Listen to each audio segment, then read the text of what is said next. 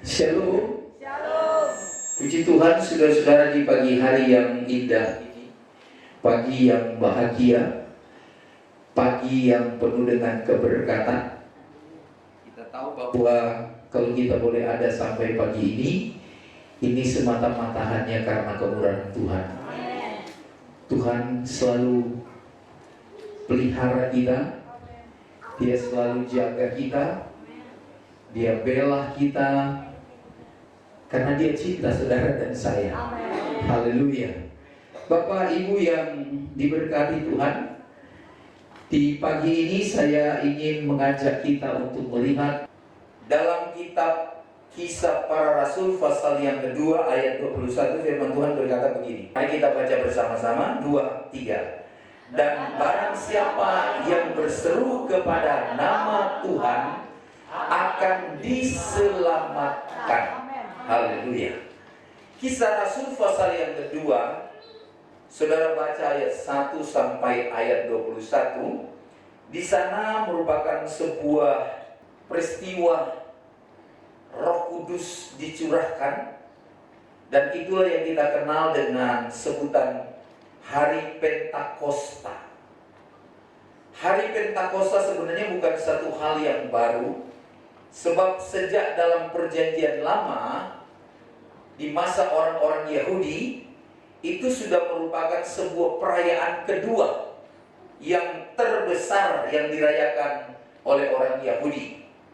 Mereka merayakan Hari Pentakosta karena mereka baru saja menuai gandum. Ada panen gandum secara besar-besaran. Lalu mereka lakukan kewajiban bawa hulu hasil kepada Tuhan. Setelah mereka sudah persembahkan kepada Tuhan hulu hasilnya, baru mereka merayakan sebuah hari raya Pentakosta. Itulah sekilas tentang Pentakosta. Bukan dimulai di perjanjian baru, tetapi di zaman perjanjian lama. Itu merupakan hari besar kedua, terbesar kedua. Nah, bagi kita di akhir zaman ini, saudara-saudara, bagi kita gereja Tuhan, sekarang ini hari Pentakosta bagi kita ini melambangkan awal penuaian jiwa-jiwa yang besar di dalam dunia ini. Sebab pada kitab 1 atau kisah Rasul pasal yang kedua, itu merupakan penggenapan dari kitab Yoel. Kalau saudara baca kitab Yoel, itu merupakan kutipan yang diambil oleh Petrus. Karena di dalam kitab Yoel dinubuatkan bahwa pada hari-hari terakhir akan terjadi. Yoel pasal 2 ayat 28 sampai ayat 32. Petrus mengutip nats ini. Dia katakan bahwa aku akan mencurahkan rohku ke atas semua manusia. Yoel menubuatkan bahwa pada hari-hari terakhir akan terjadi, Allah akan mencurahkan Roh Kudus kepada semua manusia. Anak-anakmu laki-laki dan perempuan akan bernubuat. Orang-orangmu yang tua akan mendapat mimpi. Teruna-terunahmu akan mendapat penglihatan. Yoel 2 ayat 29. Juga ke atas hamba-hambamu laki-laki dan perempuan akan kucurahkan rohku pada hari itu. Aku akan mengadakan mujizat di langit dan di bumi, darah dan api, dan gumpalan-gumpalan asap. Matahari akan berubah menjadi gelap gulita dan bulan menjadi darah sebelum datangnya hari Tuhan yang hebat dan dahsyat itu. Dan barang siapa, ini kutipan lagi dari Petrus. Dan barang siapa yang berseru kepada nama Tuhan akan diselamatkan. Haleluya. Saudara-saudara yang diberkati Tuhan Yesus Kristus, Dalam kitab Kisah Rasul pasal 2 ayat 1 sampai ayat yang ke-21, itu intinya terdapat di dalam ayat 21. Saudara perhatikan ulang. Jadi di dalam ayat 21 ini dikatakan, siapa yang berseru kepada nama Tuhan akan diselamatkan. Jadi waktu hari Pentakosta dalam Kisah Rasul pasal 2, ini merupakan awal penginjilan dunia. Bayangkan 3.000 orang bertobat, 3.000 orang menerima Yesus. Saat Petrus berkhotbah, sekalipun memang pada saat itu dia mengalami tantangan. Orang bilang mereka lagi mabuk anggur katanya. Petrus bilang, loh masih siang begini, kita mabuk anggur gimana? Mereka bukan mabuk anggur, mereka sedang dipenuhi oleh kuasa Roh Kudus. Dan tandanya mereka penuh dengan kuasa Roh Kudus, mereka berbicara dalam bahasa lidah. Jadi orang yang dibaptis dengan Roh Kudus ya seperti itu, berbahasa lidah. Dan ini sudah terjadi di awal gereja. Saudara-saudara, hari Pentakosta sebenarnya bertujuan untuk memperbaiki kehidupan setiap orang yang percaya. Amen. Makanya saudara-saudara, ketika Roh Kudus itu dicurahkan, maka terjadi sebuah penginjilan awal yang luar biasa. Begitu banyak orang yang mengalami keselamatan. Jadi saudara-saudara, bicara tentang hari Pentakosta, hari pencurahan Roh Kudus, keuntungannya adalah itu adalah merupakan hari keselamatan yang besar. Hari keselamatan yang besar. Sebab apa? Sebab Roh Kudus dicurahkan untuk memperbaiki manusia, untuk memurnikan manusia. Makanya dikatakan, kalau kita mau datang bersekutu menyembah Allah, maka kita akan dimurnikan, kita akan diperbaiki. Jadi kalau saudara menjauh dari Tuhan, saudara tidak akan mengalami perbaikan, tidak akan dimurnikan, tetapi kita semakin jahat. Di akhir zaman ini cuma ada dua tipikal. Orang yang semakin sungguh-sungguh kepada Tuhan, atau sebaliknya orang yang semakin jahat, semakin menjauh dari Tuhan. Doa saya, jangan kiranya kita semakin menjauh dari Tuhan. Akhir zaman akan terjadi banyak peristiwa-peristiwa, fenomena-fenomena alam yang mengerikan. Bulan akan menjadi darah sebelum hari Tuhan terjadi, saudara. Ada banyak peristiwa alam yang membuat jantung kita copot 10 kali ya. Rasanya, wah, nggak tahan hidup. Tetapi itulah menjelang hari Tuhan. Sekarang aja baru pandemi COVID-19, orang sudah stay at home, bukan hanya di Indonesia tapi seluruh dunia. Kalau mau mencegah penularan daripada virus corona ini, itu baru satu model dari segi kesehatan, tapi akan berdampak kepada ekonomi. Bagaimana kalau dia nanti akan mengganggu masalah keamanan, menyangkut, jadi kayak orang komplikasi penyakitnya. Tadinya cuma sakit mungkin darah tinggi, tahu-tahu sudah komplikasi stroke, sakit apa lagi, jantung, paru-paru, ginjal. Tinggal tunggu innalillahi wa inna ilaihi raji'un itu, saudara. Makanya kita sebagai anak-anak Tuhan, mari kita sungguh-sungguh datang kepada Tuhan. Mari kita bersekutu menyembah Tuhan. Saya senang melihat jemaat hari ini.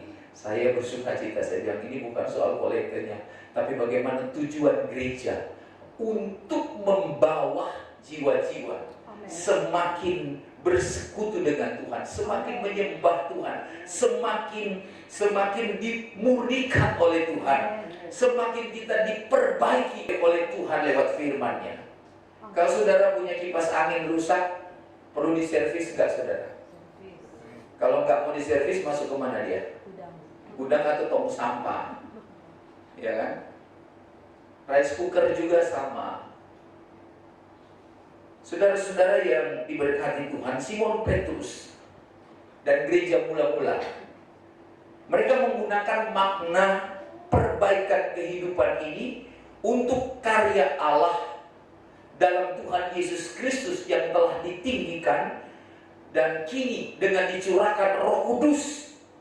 Makanya menjadi inti daripada perikop hari Pentakosta itu ada pada ayat 21 yang mengatakan apa tadi? Dan barang siapa berseru kepada nama Tuhan akan diselamatkan. Saudara-saudara, perbaikan itu akan terjadi untuk kehidupan kita dimulai dari orang percaya. Jadi kalau penyucian itu nanti akan dimulai dari mimbar. Dia mulai dari mimbar turun kepada jemaat Tuhan. Hari-hari penyucian, pengudusan. Dan kita tahu sekaranglah waktunya di mana Tuhan sedang memperbaiki supaya terjadi sebuah perbaikan, terjadi sebuah kemurnian. Sebab saudara-saudara, kepada mereka yang berseru, bagi mereka yang berseru kepada Tuhan, Alkitab katakan akan diselamatkan. Dan Rasul Petrus dia berkhotbah di hadapan orang-orang Israel. Dan semua orang yang ada pada saat itu, inilah yang disampaikan oleh Petrus. Dia mengutip Yoel 2 ayat 28 sampai 31. Karena di situ mengandung janji bahwa mereka yang mau berseru kepada Allah akan diselamatkan, bahkan akan menerima pencurahan Roh Kudus. Bukan hanya diselamatkan, tetapi akan mengalami pencurahan Roh Kudus. Jadi bagi orang yang mau percaya, bagi orang yang akan menjadi bagian dari umat Allah, mereka akan bertahan, saudara. Mereka akan taat dalam iman. Mereka yang mau percaya menjadi bagian dari umat Allah, maka mereka akan terus setia memberitakan kasih dari Allah dalam Tuhan Yesus Kristus. Dan seterusnya, saudara-saudara, Roh Kudus kalau dia dicurahkan, dia turun atas kita, maka dia akan membimbing kita. Dia akan memimpin kita. Dia akan menyertai kita. Kalau Roh Kudus turun atas kita, dia akan menegur, menghibur, mencerahkan, bahkan menguatkan, dan teristimewa dia akan menyelamatkan kita. Jadi saudara-saudara, Roh Kudus dia terus bekerja. Roh Kudus dia lebih memperbaiki hati. Roh Kudus dia memperbaiki pikiran kita dan kehidupan kita setiap hari. Makanya tema khotbah hari ini adalah Roh Kudus memperbaiki kehidupan kita. Sekali lagi, tema khotbah di hari Pentakosta ini adalah Roh Kudus memperbaiki kehidupan kita. Dia ingin perbaharui hati kita. Dia ingin perbaharui pikiran kita. Dia ingin supaya kehidupan kita semakin hari semakin dimurnikan, disucikan. Orang yang bertahan setia sampai akhir akan mendapat mahkota kehidupan. Saudara, sekarang kita sedang ditampi. Kalau saudara pernah ke Manado atau di Jawa juga ada itu, orang Manado bilang pakai sosiru. Jadi beras itu supaya kita makan mantap, buang dia punya gabah yang masih tersisa. Kalau ada batu masih kelihatan, masih bisa disingkirkan.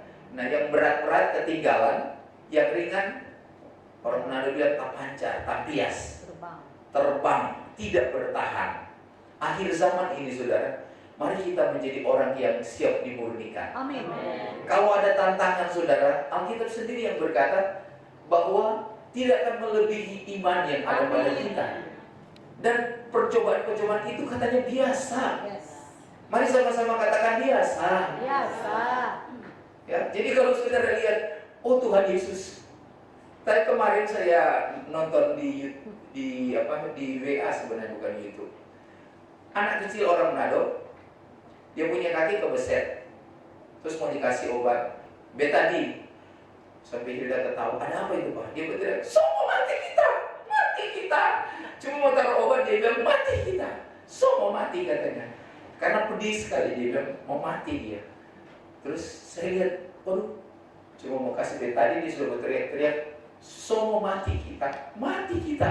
Anaknya gendut saudara-saudara, tapi dia pikir, wah dia sudah mau mati cuma gara-gara betadine. Saudara-saudara diberkati Tuhan, kita sekarang ini sedang diperbaiki oleh Tuhan. Amin. Memang sakit saudara, kalau kita dibentuk oleh Tuhan. Jadi kalau saudara melihat masalah pakai mata saudara, saudara anggap ini sudah kiamat. Tapi kalau saudara pakai cara Tuhan melihat, biar mataku seperti matamu, pancarkan kasih-Mu, ku mau jadi seperti-Mu. Biar mata kita kalau melihat sesuatu memancarkan kasih seperti Kristus. Amin. Begitu saudara masalah besar, saudara akan rasa kasih Kristus lebih besar. Amin. Daripada Masalah. kita. Kemarin saya, makan susah. Wah, giliran mulai belajar makan lancar. Tadi malam ada jemaat bawain makanan. Wah, keren saudara. Enak-enak. Dan bukan saya kebagian, seluruh pastori kebagian juga. Pagi-pagi jangan sarapan dulu Pak Pendeta ya. Saya khusus mau bawa sesuatu ke pastori, sekalipun orangnya belum kelihatan sekarang. Tapi pagi-pagi dulu bawa nasi tim, sapu tahu. Saya sarapan. Lagi baca Alkitab, datang Father. Opa, ini ada berkat. Dua susu makanan saya, waduh Tuhan. Kemarin kurus kering, sekarang luar biasa Tuhan. Kalau Tuhan mau hiburkan saudara, baru lihat aja makanan udah terhibur. Sehingga ini berkat buat kita sesi pastori. Di masa-masa pandemi COVID-19, orang mungkin susah payah, tapi kalau Tuhan menyatakan kasih-Nya saudara-saudara, makanya saya sering bilang kalau mau berkat besar, masalahnya juga harus besar. Dia tuntas dia naik ke surga. Tetapi kenaikan ke surga itu bukan berarti final segala sesuatu. Tidak. Dia tahu bahwa murid-murid Tuhan, para rasul, harus menjalankan apa yang pernah diamanatkan. Harus ada estafet, di mana keselamatan itu tidak berhenti. Tetapi dia naik ke surga, kemudian 10 hari kemudian dia curahkan Roh Kudus untuk memperlengkapi kita. Kalau kita pergi bersaksi, kita bersaksi dengan berani, dengan tidak pernah takut dan gentar, sebagaimana Petrus dan kawan-kawan.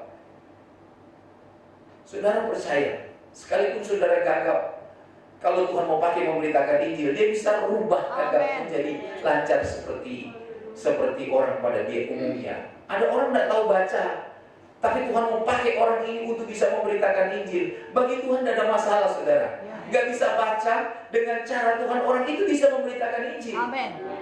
Saya pernah bilang dulu di sekolah Alkitab itu, ada orang gak tahu baca, benar-benar gak tahu baca, tapi Tuhan kasih karunia dia mendengar ayat dan menghafal. Misalnya Yohanes 3:16 kan, karena begitu besar kasih Allah kan dunia ini, sehingga dia mengaruniakan dan sebagainya. Nah saudara, kalau dia mau khotbah, dia sudah tahu nats itu bunyinya begitu. Dia bilang begini, mari kita buka Alkitab kita. Kita baca Yohanes 3:16. Tolong dibacakan. Dia suruh orang, saudara. Itu hikmat dari Tuhan. Kalau dia baca nggak bisa kan? Tapi begitu misalnya, tolong Ibu Daud bacakan. Ibu Daud baca, dia jelaskan dengan urapan Allah yang luar biasa. Sampai orang yang tahu baca bilang, ih, kalah orang yang tahu baca jadi lebih jago khotbah. Karena saudara-saudara, berkhotbah itu bukan soal jago pinternya, urapan Allah. Yes. Menyampaikan maksud Tuhan itu bukan oleh kepintaran kita, saudara-saudara. Tetapi menyampaikan isi hati Allah itu perlu kerendahan hati. Amen. Perlu bekerja sama manunggal dengan Dia. Jangan Tuhan mau ke kiri, kita bilang, mau pengennya ke kanan, kanan saja. Gak bisa. Kita jangan berdebat, jangan bertikai, jangan cari persoalan dengan Tuhan Yesus. Sebab Tuhan Yesus itu kata Pak Daud, saya gak ada lawan. Ya. Siapa yang bisa lawan Dia sudah? Dia pencipta. Justru yang paling bagus kita posisikan diri kita sebagai apa? Waktu Yesus khotbah di atas bukit, berbahagialah orang yang miskin, karena mereka yang punya kerajaan surga. Sulit dimengerti, kok miskin mau dihadiahin surga? Orang miskin kan itu orang malas, kata orang kaya, gitu kan? Lah, orang miskin dihadiahin surga. Bukan seperti itu. Miskin yang dimaksud gini, Yesus itu kan kaya. Jangan kita pernah merasa kita lebih kaya dari Yesus. Yesus kan pintar kan?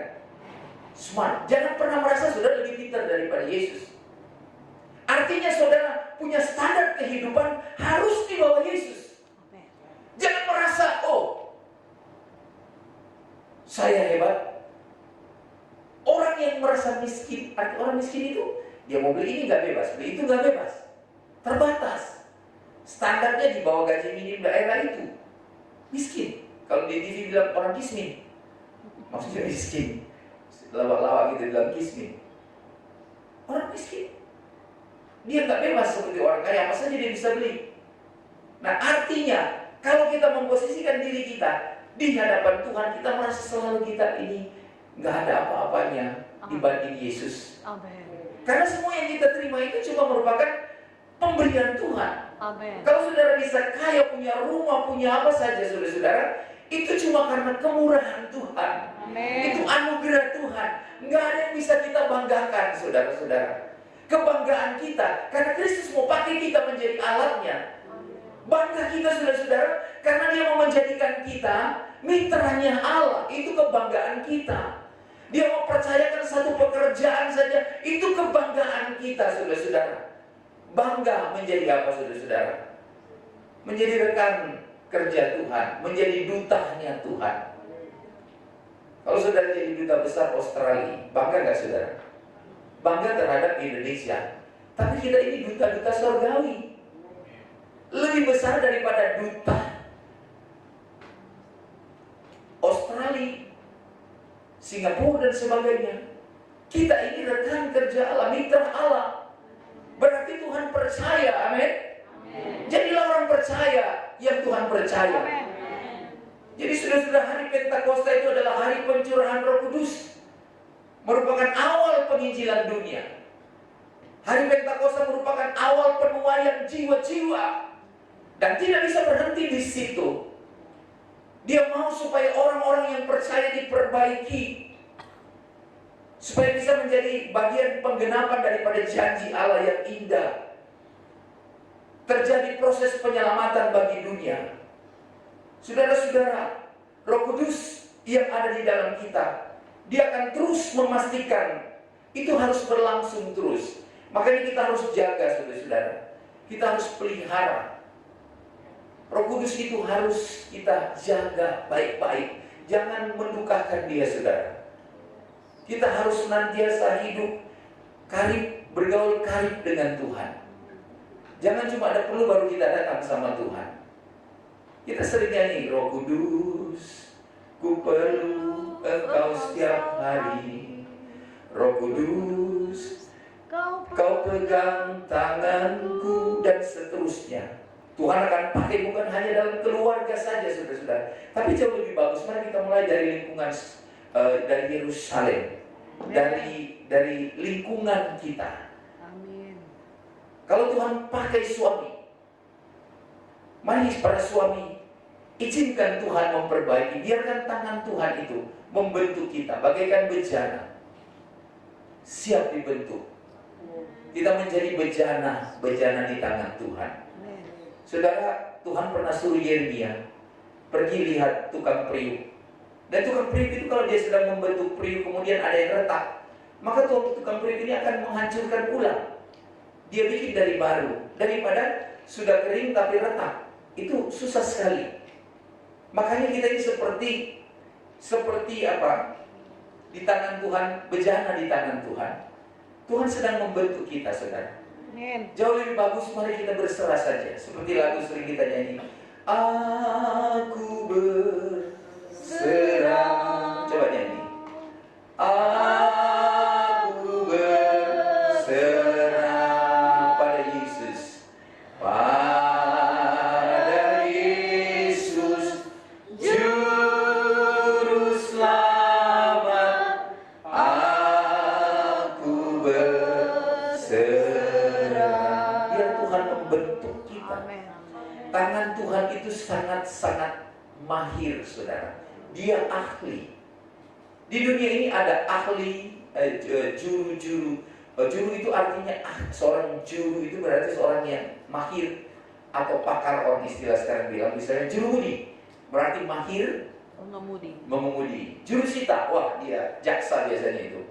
Jurusita tukang, kalau sudah menang pengadilan dia yang pakai orang Ambon juga sih. Di belakang jaksa itu banyak itu orang Ambon sama orang NTT. Jurusita, dia kan bisa sita sendiri. Ada anak-anak Ambon di kiri kanan saudara-saudara untuk sita karena sudah menang kan.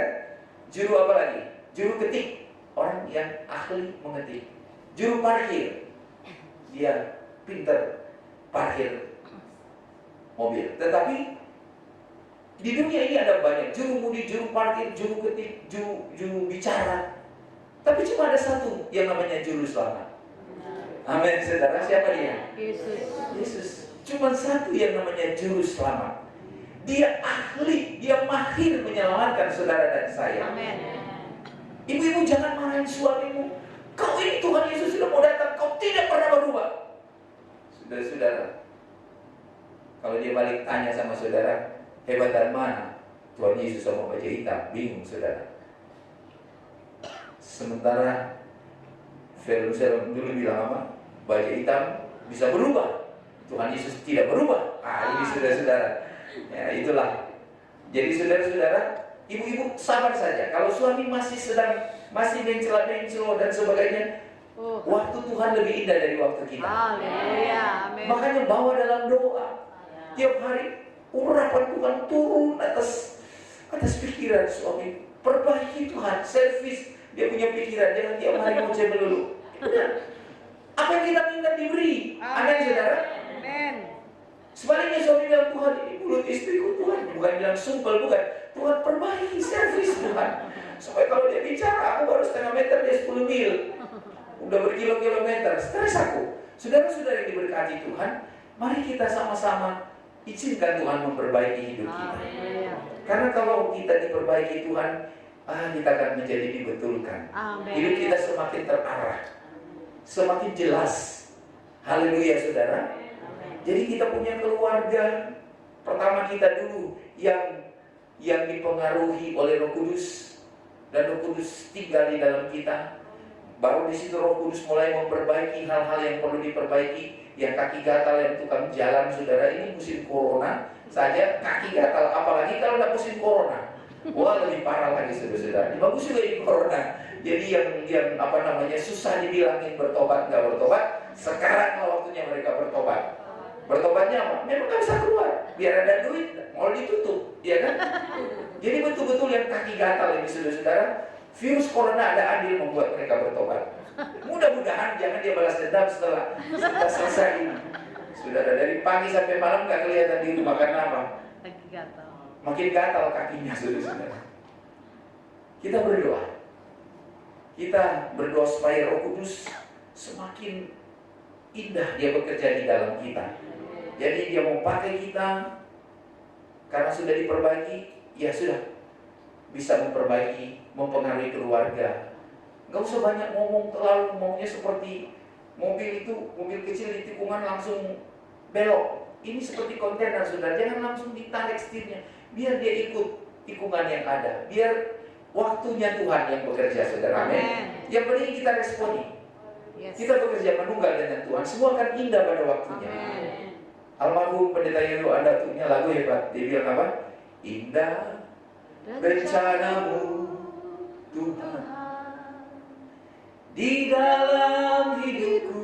Di situ ada saya berkata, dulu ku tak tahu Tuhan, berat ku rasakan, hati menderita, dan ku tak berdaya menghadapi semua. Tapi setelah Roh Kudus pengaruh dia, Roh Kudus perbaiki, baru dia bilang, tapi ku mengerti. Ini yang Tuhan tunggu-tunggu. Belajar mengerti kehendak Tuhan, saudara. Makanya kita harus berpikir perkara-perkara yang di atas. Mari kita belajar seperti cara Tuhan berpikir. Lihat masalah jangan lihat dengan kacamata kita, tetapi pakai cara Tuhan memandang. Yang besar akan jadi kecil, yang kecil jadi tiada. Amin. Haleluya, saudara. Haleluya. Kalau iblis bicara sama kita, dia menggoda kita. Tapi kalau Tuhan bicara, ada kata-kata profetik di sana, ada pesan-pesan Allah, ada rencana Allah, ada isi hati Tuhan, ada sesuatu maksud yang terbaik Tuhan. Dia mau terjadi dalam hidup saudara dan saya. Karena Tuhan bilang rancangan Tuhan itu rancangan damai. Amen. Nggak pernah Tuhan punya rancangan kecelakaan terhadap kita. Rancangan Tuhan itu dia mau supaya usaha saudara makin hari makin besar, makin berkembang, makin banyak berkat. Itu rencana Tuhan, bukan seperti orang dapat rapor 7 naik 6. 7 naik 6. 7 harusnya naik 8. Kalau sampai saudara 10 kali kasih modal 11 kali bangkrut, gulung tikar. Mari kita belajar saudara progres. Saya di rumah sakit kan, kalau ada di rumah sakit jiwa cuma 10 pasien rumah sakit jiwa, ternyata 11 satu dokternya. Saudara yang diberkati Tuhan, biarlah kita menjadi orang-orang yang diperbaiki Tuhan, yang diservis Tuhan buat begitu rupa. Makanya kan saudara, kita mengenal dengan Bapa. Bapa itu pencipta langit dan bumi. Tapi kita tahu bahwa iblis telah datang ke dalam dunia. Dalam Yesaya pasal 14, dia telah turun ke dunia, dibuang ke bumi ini, dan dia merusak semua rencana Tuhan. Jadi apa yang dibuat Tuhan dirusak. Maka Yesus datang memperbaiki yang rusak. Dia merestorasi yang rusak. Dan setelah sudah direstorasi, di-upgrade, di-service, maka tugas Roh Kudus ini hari Pentakosta, dia turun untuk apa? Untuk merawat, menjaga, untuk memimpin, membawa yang sudah diservis, yang sudah dirawat ini, yang sudah dijadikan ciptaan baru ini, sampai kepada rencana Tuhan yang mulia. Roh Kudus akan bekerja sampai Tuhan Yesus datang kembali. Jadi nggak usah takut, saudara. Akan ada masa di mana orang-orang yang penuh dengan Roh Kudus, mereka akan menolak semua atribut pemberian daripada antikris, termasuk angka 66 itu. Dan Alkitab bilang yang tidak mau pakai chip di jidat atau di tangan, tidak bebas berjual beli, membeli dan berjualan nggak bisa. Tetapi saudara-saudara, resikonya kalau kita pakai, nama kita dihapus di buku kehidupan kekal. Berarti Roh Kudus tidak tanggung jawab terhadap kita. Tapi selama kita menolak, hanya bersandar kepada Yesus dalam pimpinan Roh Kudus, dia memelihara kita. Tuhan punya cara, dia kan juru kan, juru selamat. Dia tahu menyelamatkan kita daripada wabah virus corona ini. Dia tahu, saudara-saudara. Puji Tuhan, GPD Kayu Mas nggak ada berita satu pun kena virus corona. Oh, haleluya. Ya mungkin kebagian berkat dari Ahwa, siapa lagi? Kemarin kita dikasih berkat sama Sentiom, Fendi, gitu. Jadi yang corona ini, biarlah kau corona bekerja terus, karena corona ini bikin juga sadar ibu-ibu yang ngajar anak-anak tidak tahan darah tinggi. Kalau di sekolah kan guru-guru ngajar 40 anak, 30 anak satu kelas. Sabar dia, saudara. Nggak main-main jitak anak orang. Dia sabar mengajar. Sekarang kita ngajak anak kita sendiri. Darah Yesus. Tiap hari harus minum amlodipin. Darah tinggi terus. Cuma ngajar satu anak, saudara-saudara. Aduh, Tuhan tolong. Nah, jadi saudara, biar kiranya virus corona ini mengajak ibu-ibu supaya menyadari bahwa ngajar anak itu nggak gampang. Amin. Karena kalau firman Tuhan yang bicara sudah nggak didengar. Tapi kalau virus corona bicara, dengar. Kaki gatal. Oh, sekarang betah tinggal di rumah. Yang nggak sabar jadi sabar, saudara-saudara ya. Jadi Tuhan turut bekerja dalam segala perkara untuk mendatangkan kebajikan. Sekali lagi, saudara-saudara, mari kita melihat bahwa hari Pentakosta yang merupakan hari raya terbesar kedua di tarikh Yahudi, karena adanya penuaian gandum secara besar-besaran dan mereka merayakan, itulah yang disebut hari Pentakosta. Tapi bagi kita gereja Tuhan sekarang ini merupakan awal penuaian. Hari Pentakosta itu terjadi, dia turun di kamar loteng Yerusalem. Ada 120 orang di sana bertekun dalam doa. Dan saudara-saudara, terjadi satu hal yang luar biasa. Jadi saya mau katakan sekali lagi, Roh Kudus, dia datang untuk memperbaiki kehidupan kita. Dia betulkan seperti lagu berkata, bagaikan bejana siap dibentuk. Kalau kita sudah dibentuk seperti bejana, kita akan dipakai untuk menjadi alatnya Tuhan. Untuk memperbaiki juga yang lain yang rusak.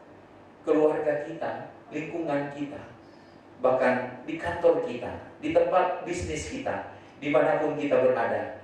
Jadilah rekan kerja Tuhan yang terus tidak pernah berhenti manunggal dengan Roh Kudus. Roh Kudus akan bekerja sampai Tuhan Yesus datang kembali. Dia akan pelihara kita.